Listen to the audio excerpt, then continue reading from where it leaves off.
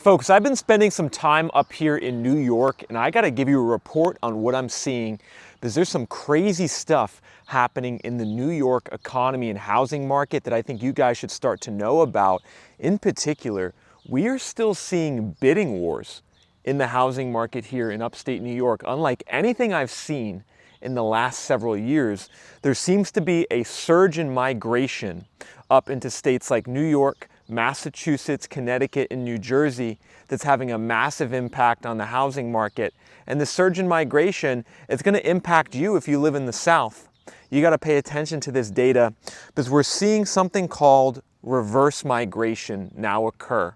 And the first data point I want to show you guys is the difference between inventory in Florida, the amount of homes for sale in Florida, versus the entire Northeast US. So on this graph, we can see in Florida, there's 182,000 homes for sale, whereas in the Northeast US, there's only 85,000 homes for sale across 9 states. So this means that the state of Florida has more than 2 times as much inventory for sale on the housing market right now as the entire Northeast US. And I think this is really interesting because a lot of you guys now know that prices in Florida are dropping. A lot of you guys now know that prices in Texas and Arizona are dropping.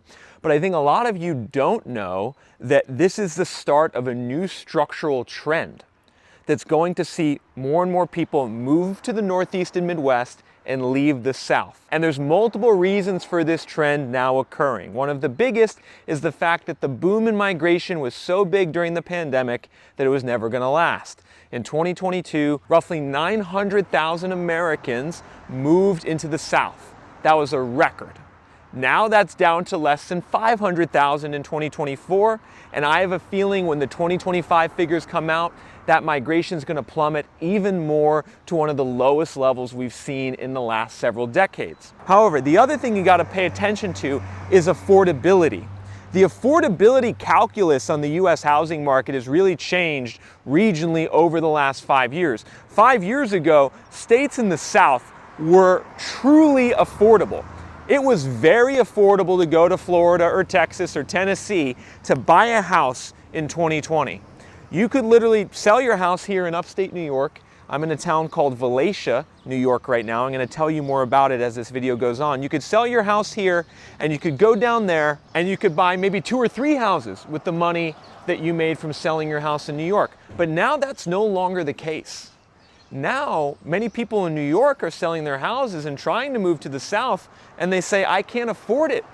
I can't afford to buy a nice house in Tennessee. I can't afford to buy a nice house in Florida. But point number 3 is even more interesting, everyone, and I have a feeling some of you are gonna maybe not like the point I'm about to bring up. It's very controversial about why maybe Americans are now leaving southern states and moving to the Northeast and Midwest, and that has to do with climate change. The idea is that southern states like Florida and Arizona, and now even California out west, are becoming increasingly exposed to climate issues, maybe or maybe not caused by climate change. But it does seem like certain states in the South and in the West are experiencing more climate disasters over the last 4 or 5 years. So now what some people are doing who live in those states is they're moving to the Northeast and Midwest because they view these states as safe havens from climate change. In particular, where I am in upstate New York, in Columbia County, I have met many people over the last 2 years at open houses who are from California, who are from Florida, and they say the reason they're here is because they've done their research and that this is an area in upstate New York that supposedly is going to do better if climate change worsens and there's global warming. And when I go to open houses here in upstate New York, I see 10 cars in the driveway. I see people making offers at the open houses, and I'm actually from this area originally. I was born here. So when I'm now seeing people show up from California and Florida here who never showed up over the last 20 years, I'm starting to say something is changing a little bit in how Americans are moving, how people are moving. In particular, more liberal people tend to think climate change is a bigger deal, and they are moving to the Northeast and Midwest. That is happening. And so for these reasons, you guys out there need to anchor your expectations of where the economy and housing market is heading over the next 5 years. The movement of people will be to the Northeast and Midwest. And we will see, as a result, outperformance in the housing market here in the Northeast and Midwest, and we'll also see outperformance in economic growth. So we're going to see the Northeast and Midwest do better. We're going to see the Southern and Mountain West states do worse in terms of price appreciation, in terms of economic growth. Now, some of you who live in the South and Mountain West, you might be saying, that sounds great, because it's going to mean that home prices are going to drop there by more. And that's something that will happen. Now, I know some of you still might be skeptical of what I'm saying, because the conventional narrative is that states like New York are not attractive places to be, that everyone is leaving New York. That's the conventional narrative, and ultimately it was true, certainly during the pandemic. There was a mass exodus from New York. But I want to show you some data now that proves my point about how people are moving back, and it's very local data to where I'm standing right now.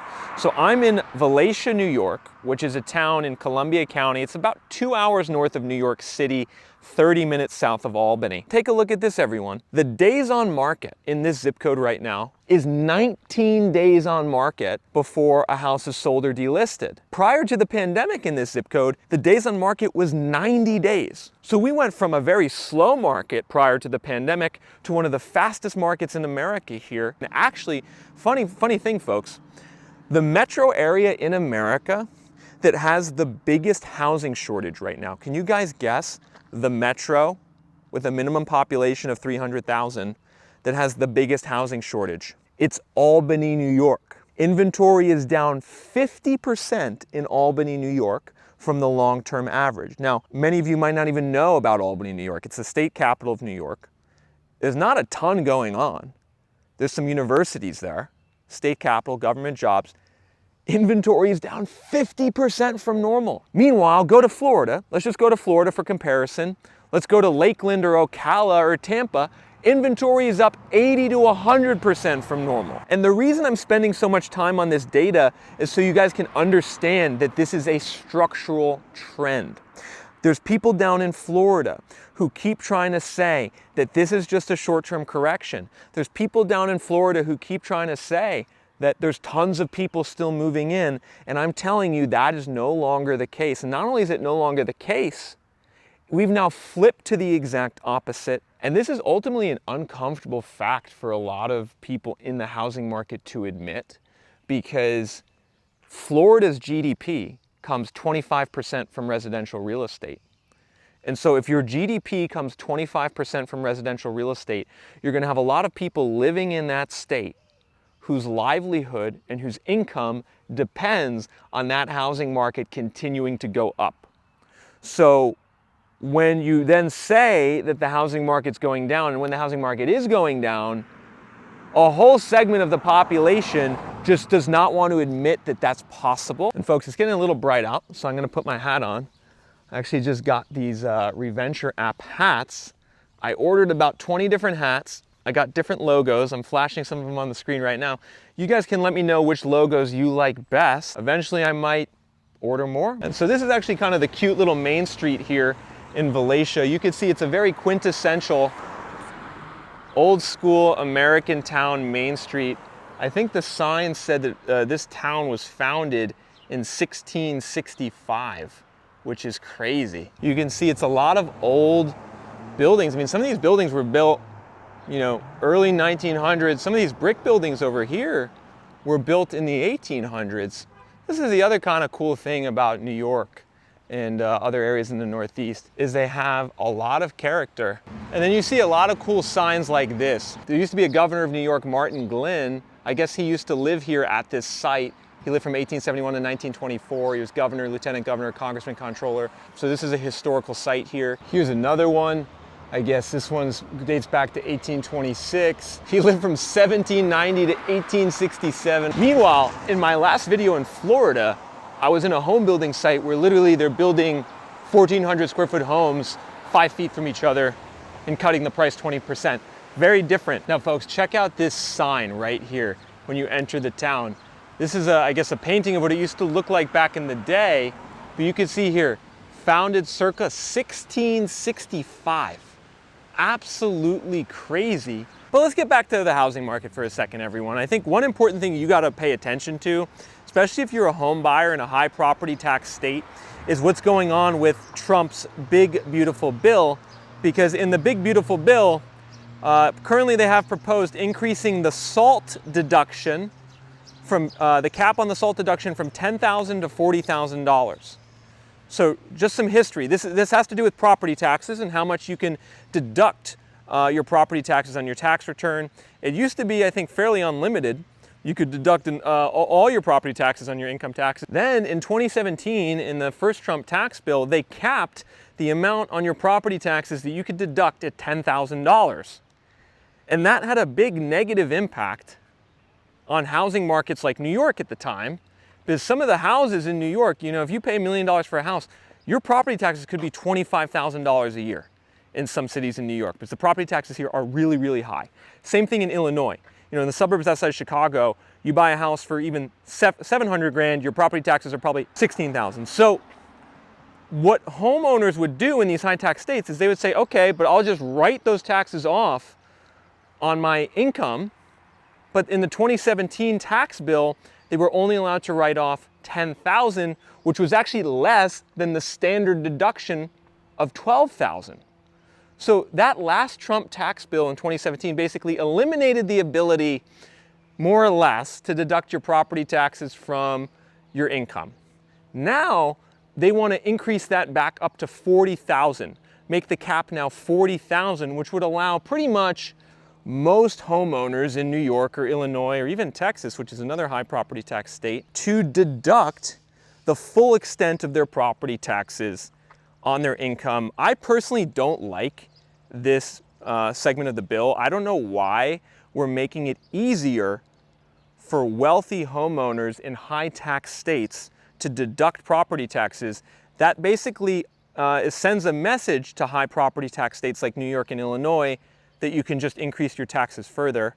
I don't know why they're doing that. I think it has to do with politics. Some of the congressmen in states like New York who are Republican are refusing to vote for the bill unless the SALT cap deduction gets increased. But anyway, what you guys need to understand is that if this goes through, if this SALT cap at $40,000 goes through, and it's not a guarantee it does, but if it does, that's going to cause the boom in the housing market in New York and Illinois, New Jersey and Connecticut to get even bigger.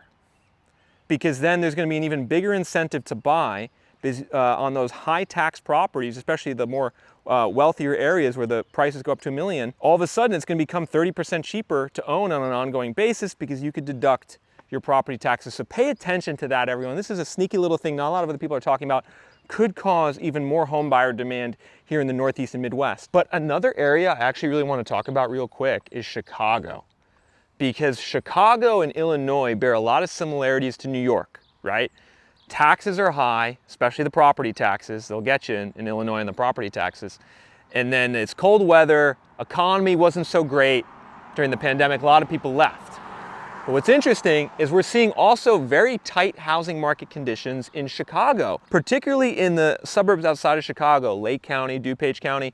The inventory deficit in these areas is 50% as well. So we're still seeing bidding wars all over the Chicago housing market, which again tells you just how crazy this national housing market is in 2025. And if I had told you 3 years ago that Chicago would have bidding wars today, but Florida would be crashing, you'd be telling me I'm crazy, but that's exactly what's happening right now. And it further proves the point that people are moving back home. I think we're seeing also just a trend where people kind of want to go back home to where they're from in an area that they're familiar with, even if that area might not totally align with them politically, or even if that area is going to have cold winters. I think people want something a little different now, and we're entering a new era as well on, just personal preference, especially of younger people and millennials. I think we're just seeing a slowdown in the idea that moving down south to a growing city is the best idea ever. I mean, I myself lived that. I moved to, 5 cities in 5 years. Columbus, Austin, Dallas, Nashville, and St. Petersburg are the 5 cities I moved to in 5 years. It was a lot of fun. Now, if you're someone who wants to actually access the data on the housing market and better understand where home prices are going in the future, I would encourage you to download the ReVenture mobile app. We talked about it before. You could pull up the mobile app right now and look at the zip code I'm in, 12184. What you guys can do when you download the mobile app is, number one, you could follow along in these videos with me. I was in Florida about a month ago, pulled out the mobile app, showed you what was going on. Now I'm in the opposite situation in New York, showing you a completely different market. I'm gonna keep showing you the housing market here in 2025, boots on the ground. Download that mobile app so you can stay with me, track me on the data, and then when you're ready, upgrade to a premium plan, because that will allow you to access our price forecast on the mobile app. You can see it's hidden for free users, but when you upgrade, you can see our price forecast for every zip code. Here in 12184 in Valatia, we're at a 60 out of 100, which corresponds roughly to about projection of 6%, 6 to 7% appreciation over the next year. So we think values here are gonna go up 6%, but we think they're gonna go down in about half of the US. So you're gonna wanna upgrade on that ReVenture mobile app and see what the score is for your city and county so you can know where home prices are heading in the future. You can download that ReVenture mobile app in the app stores for Apple and Android. And when you do, make sure to leave us a good, honest review. We could use more reviews to help the product get more exposure. If you're enjoying this channel, if you're enjoying the data on the app, would really appreciate if you could leave a review. Download the ReVenture mobile app right now.